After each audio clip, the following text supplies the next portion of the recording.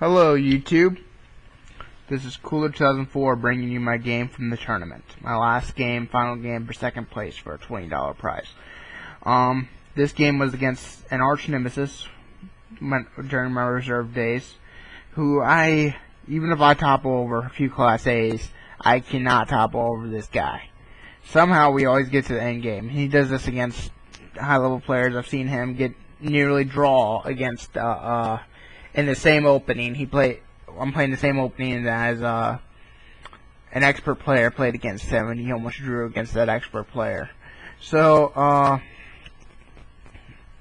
it was an interesting game, and I'd like to go over it with you guys. This is Cooler me versus Doug. So let's begin. I have the black pieces, he has the white pieces. I do not know how to flip the board on here, so you're going to see it from White's perspective. He opens with his main opening. This opening, if he plays white, he will always open e4. If he plays black, and you play e4, he'll open e5. So e4, I have my main opening that I play against it, c6. He continues with a new line that I've never seen before. He showed me the game before we played against the other players. Let's just call him Mr. S. But the expert player he played against, and he used this line to get nearly a draw. Just from what I've seen it play, it looks like one of the best lines that White has against the Carol Khan defense. Go ahead, continue. Obvious moves. I had never played this line before, but pin his knight and go ahead and trade off. I knew that was essential. I had plans of taking his pawn in the future, or I wasn't really thinking because I didn't realize all the strategies he had. No, I didn't have plans. Yeah, sorry, I'm not paying attention. My plan is to immediately go d4 after he makes his move and trade off the pawns.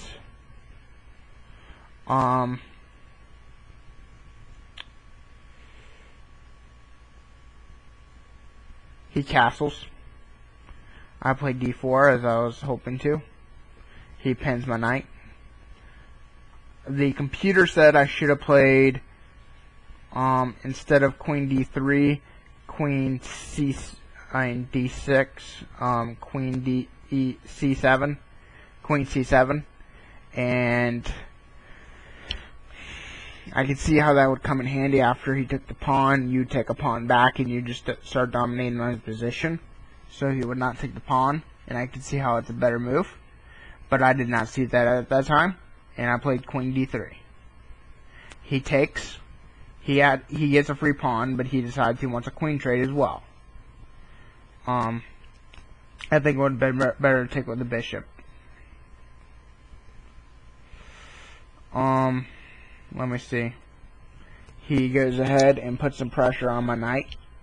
So he thinks he's going to win a piece, but this threat is much bigger than him winning a piece. He would go bishop takes knight. Rook takes bishop. And he would have to move his bishop. It'd be an even trade-off, but it would give me probably a little bit better position. He goes ahead and checks me, and there's a line here that he saw. You'll see why in a second.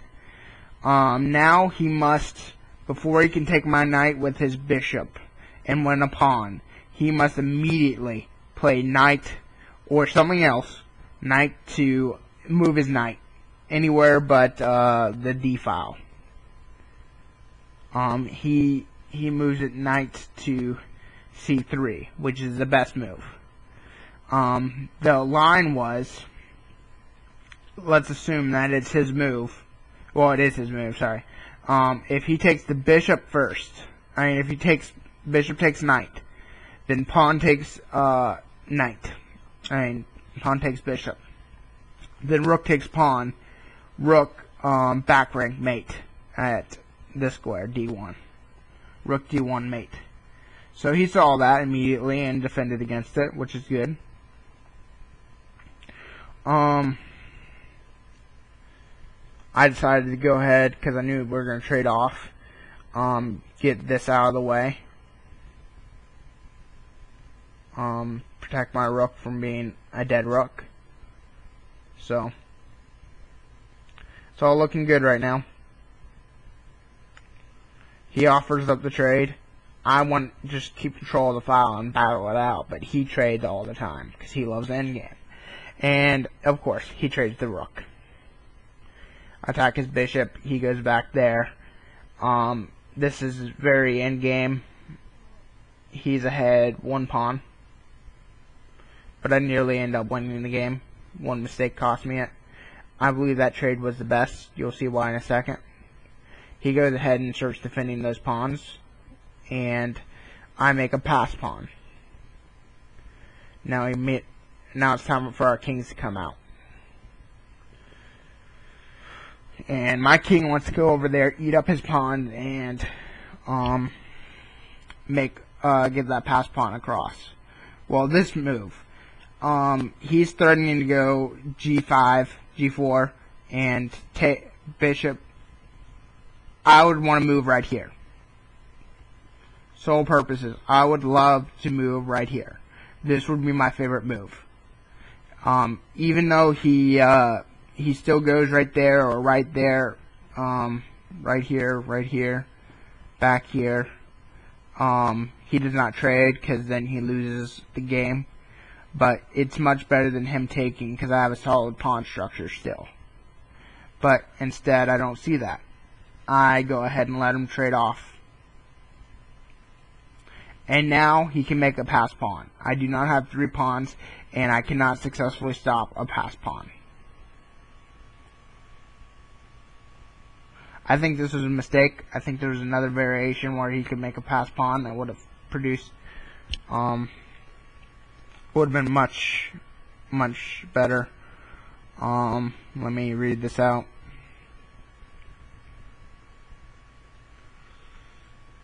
Yeah.